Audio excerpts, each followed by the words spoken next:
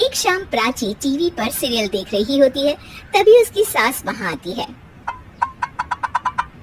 अरे सीरियल में तो ऐसे मग्न है जैसे आज रात का खाना पड़ोसी आकर बनाएंगे। मुझे पता ही नहीं था आपने अपने बेटे की शादी पड़ोस में भी की हुई है।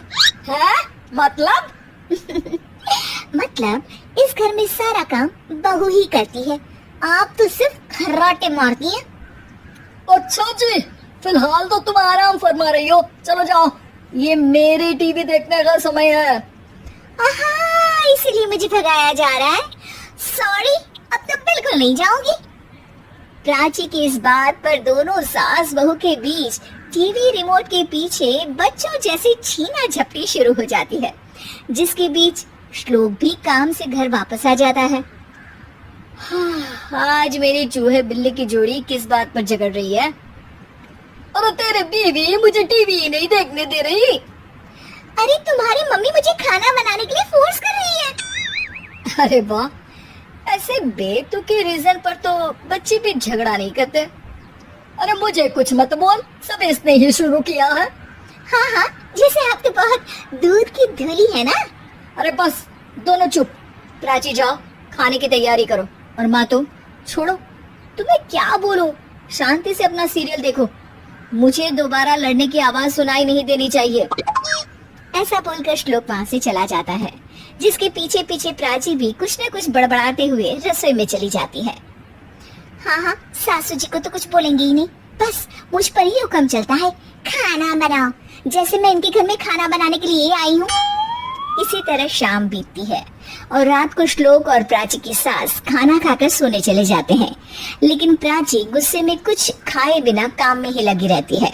इस घर में किसी को घंटा फिक्र नहीं पड़ता, मैं खाऊं या भूखी रहूं। प्राची कुछ देर के लिए रसोई से बाहर जाती है और जैसे ही वापस आती है तो वहाँ दूध का भरा ग्लास देखकर हैरान रह जाती है। फिक्र पूरी है, बस दिखाना नहीं है। प्राची दूध पीकर सोने चली जाती है और अगली सुबह एक बार फिर सास बहू का कार्टून नेटवर्क स्टार्ट हो जाता है। ये तुमने ही किया है। अरे अजीब जबरदस्ती है, मैं बोल रही हूँ मैंने कुछ नहीं किया। दोनों ने मिलकर पूरे घर को पागल खाना बनाया हुआ है, यहाँ कोई नॉर्मल इंसान तो रह ही नहीं सकता, इसीलिए अब पड़ोसी क्या रिश्तेदार भी घर आने से कतराते हैं। और सुन बेटे, तू भी चंगा, तेरी माँ भी चंगी, तेरी बीवी भी चंगी, रिश्तेदार। हाँ जी, आपको नहीं पता क्या, गंगाधर ही शक्तिमान है, रिश्तेदार ही। हाँ हाँ, बस समझ गया। कभी जानवरों जैसे लड़ेंगी तो कभी जुगलबंदी करेंगी। भाई मैं आप दोनों के बीच में नहीं फंसना चाहता।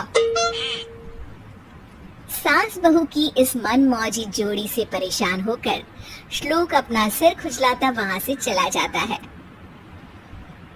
चलो अब मैं भी कीर्तन में जा रही हूँ।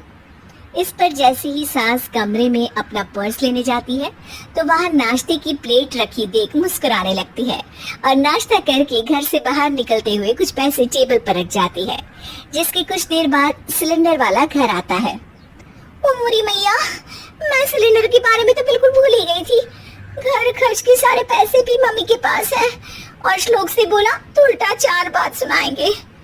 प्राची ये सोच ही रही होती है कि अचानक उसका चेहरा चमक उठता है और वो घर में आकर इधर उधर देखने लगती है।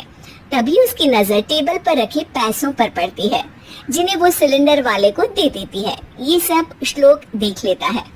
अच्छा बेटे, इतना बड़ा घोटाला, सबके सामने मैं तेरी दुश्मन और पीठ पीछे तेरी मेरी यारी।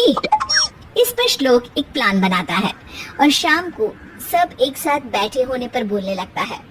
माँ, तुम दोनों की बहुत लड़ाई होती है, इसलिए मैं सोच रहा हूँ कि प्राची को उसके घर छोड़ाऊं, इससे वो भी खुश रहेगी और तुम भी।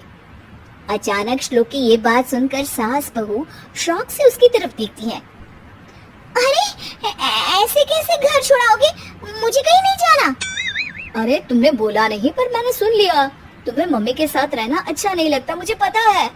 अरे वो हरे, जब बहू खुद कुछ काम बोले तो वो तुझे सुनता नहीं, और अब जो इसने बोला ही नहीं वो तू समझ गया।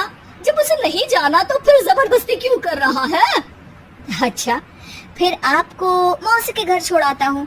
बस अब आप दोनों एक घर में एक छत के नीचे नहीं रह सकती। मैं इस टॉम एंड जेरी की जोड़ी को और नहीं झेल सकता। हैं? ऐसे कैसे नहीं रह सकते? तुम्हें इतनी दिक्कत है तो तुम्हारा बोरिया बिस्तर पैक कर देती हूँ, लेकिन मम्मी जी कहीं नहीं जाएंगी। बिल्कुल यही सुनना था मुझे।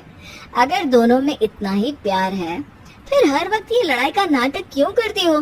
देखा मैंने कैसे माँ किचन में दूध रखती है और तुम उनके लिए कमरे में नाश्ता रखती हो, और कैसे वो पहले ही तुम्हारी दिक्कत समझकर घर में पैसे रखकर बाहर जाती है। अरे भाई, इतना ड्रामा तो डेली सोप में भी नहीं होता जितना तुम दोनों ने इस घर में फैलाया हुआ है। तू हमें टॉम एंड जेरी बोलता है ना, तो याद कर वो दोनों भी एक दूसरे को बाहर वालों की बुरी नजर से बचाने के लिए हमेशा सबके सामने लड़ते थे, लेकिन अकेले में दिक्कत के समय मदद भी तो करते थे। बस हमारा रिश्ता भी कुछ ऐसा ही है। और वैसे भी अगर सास बहू में तू मैं नहीं होती तो दुनिया वालों को कहानियां कैसे मिलेंगी?